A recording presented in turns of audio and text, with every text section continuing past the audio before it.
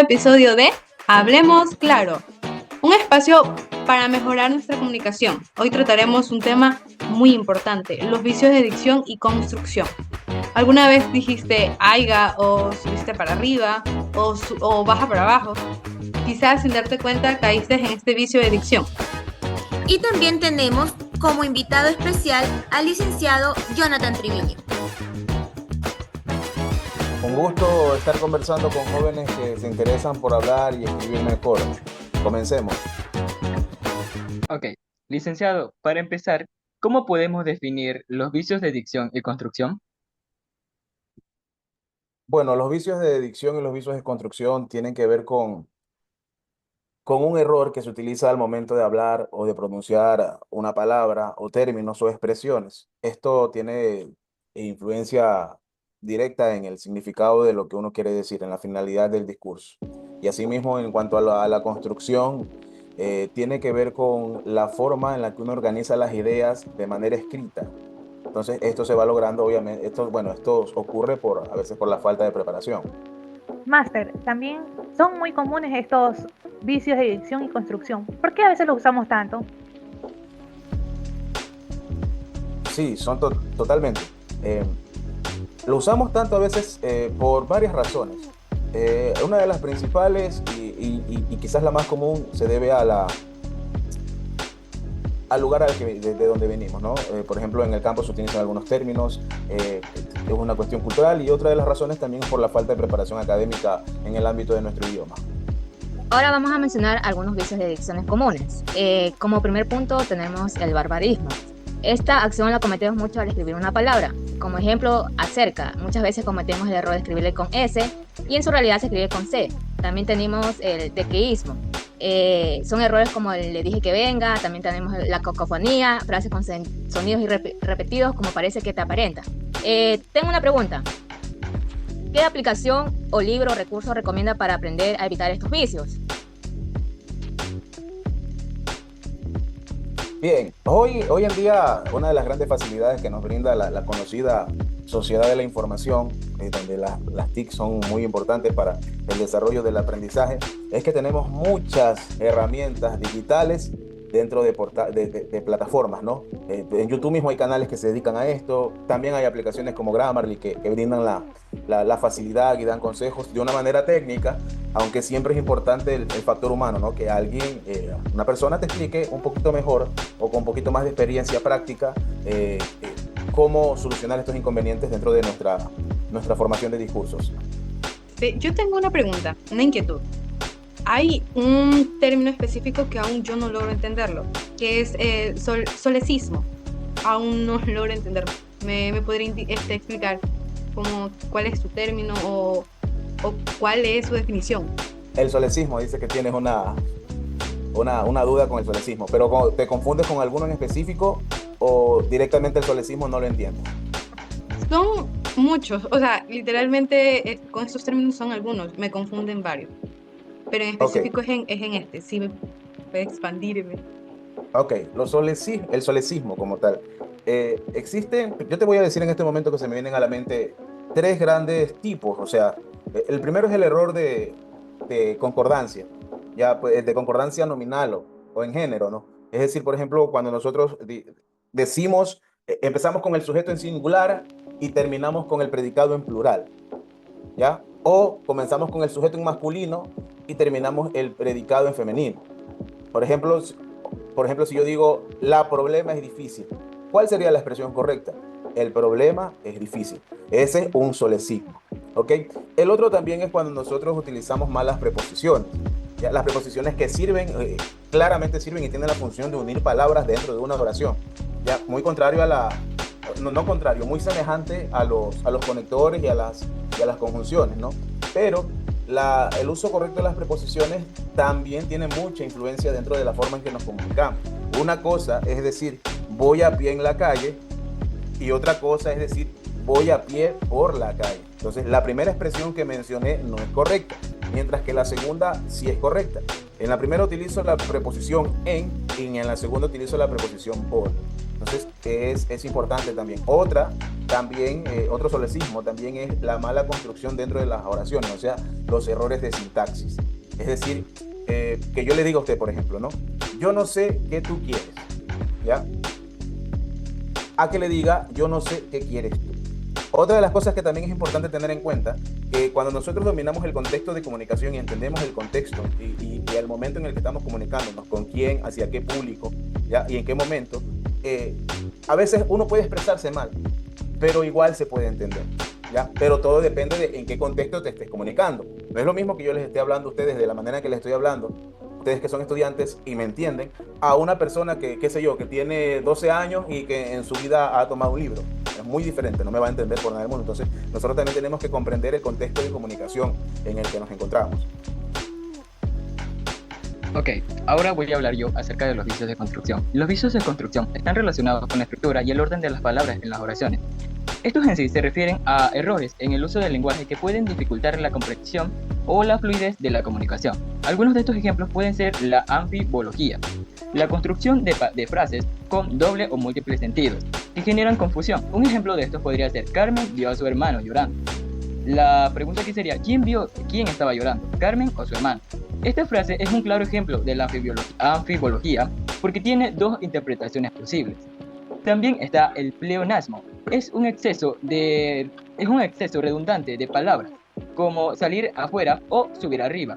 Es el uso de palabras innecesarias que no añaden significado adicional a la frase, por ende, son mayormente redundancias. El pleonasmo es una figura de estilo que consiste en usar palabras innecesarias, duplicándolas, dándoles menos importancia a la idea planteada. Y como pregunta, licenciado, ¿qué diferencia suele encontrarse entre barbarismo y vulgarismo? Ok, una diferencia entre barbarismo y vulgarismo. A ver, el barbarismo es una incorrección de la lengua, o sea, al pronunciar o al escribir. Por ejemplo, nosotros podemos utilizar, no sé si ustedes han escuchado a personas que dicen, en lugar de decir nadie, dicen naides o naiden. Eso de allí ya es un barbarismo, ¿ya? En cambio, el vulgarismo tiene una connotación más del lugar de donde vienes. Por ejemplo, hay personas que en lugar de decir yo vi, dicen yo vide, ¿ya? Aunque ustedes no lo crean, no sé si habrán escuchado esa expresión, ¿no? Se suelen confundir, ¿ya? Se suelen confundir, pero uno es más cultural. De hecho, el vulgarismo forma parte de los barbarismos, o sea, es como una rama, por así decirlo. Esa sería la respuesta.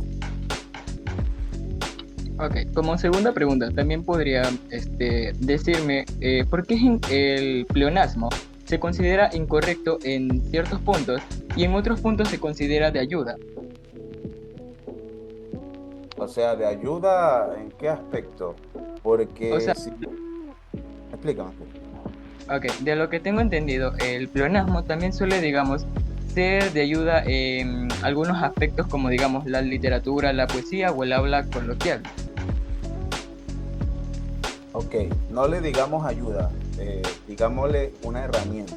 Como lo que mencioné anteriormente, no recuerdo la expresión que dije, pero que a veces lo utilizan las personas, sí, sobre los solecismos, ¿no? Que a veces lo utilizan los cantantes urbanos, o los reggaetoneros o los raperos, que con el fin de que tengan una rima, utilizan este recurso, ¿ya? No le digamos ayuda, sino un recurso que se emplea para un fin, ¿ya?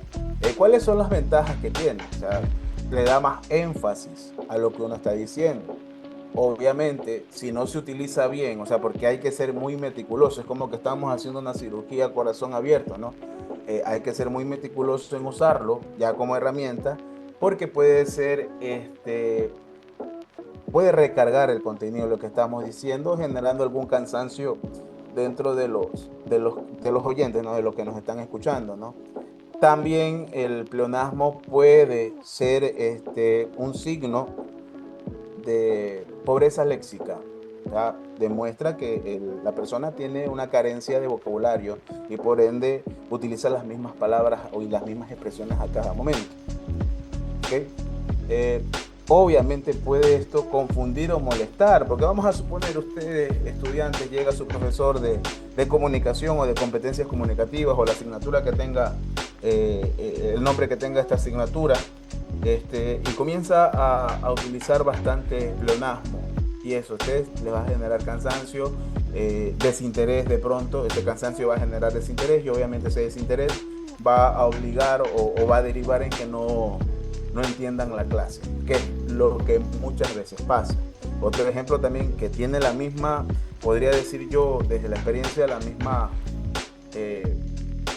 problemática es las muletillas, como las que estoy haciendo yo en este momento, porque al tratar de ser claro, también estoy cometiendo la muletilla del entonces eso hay que cuidar.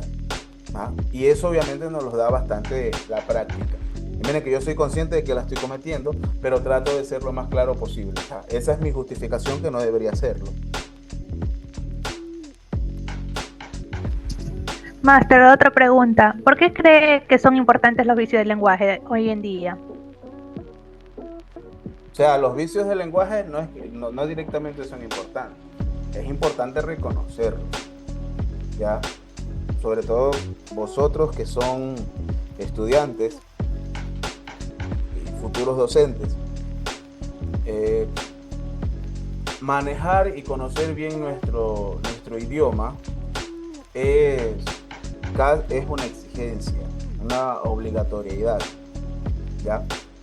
Si usted utiliza vicios de comunicación, los que conozcamos, o vicios de lenguaje, los que conozcamos, o los que existen, por así decirlo, sus mensajes a sus estudiantes, a los padres de familia, que el docente, sobre todo de niños pequeños, tiene mucho más contacto con el padre de familia, va a ser, no va a ser el deseado. Entonces eso le va a generar complicaciones dentro de la dinámica de enseñanza y aprendizaje que tiene usted con sus estudiantes, y obviamente la interrelación que tiene con los padres de familia. Entonces identificarlos es muy importante para que la claridad de su discurso, tanto escrito como oral, sea la óptima.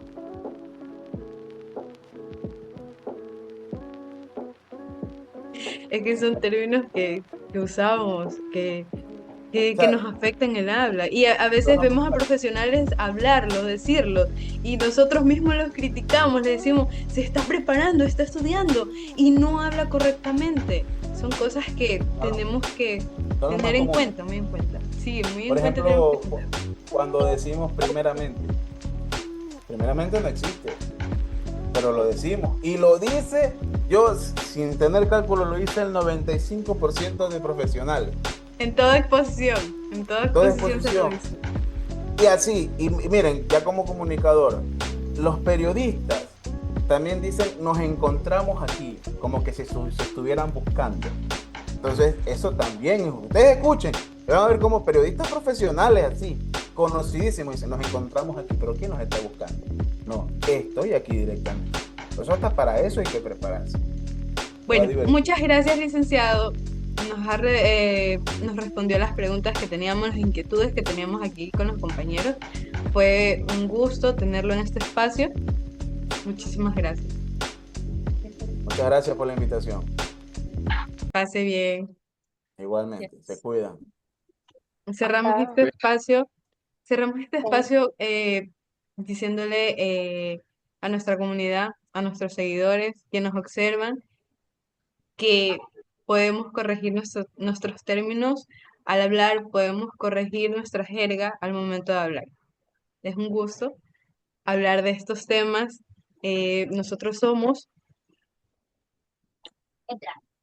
Hablamos. Hablemos claro. Claro. Hablemos Claro. Gracias. Chao, chao.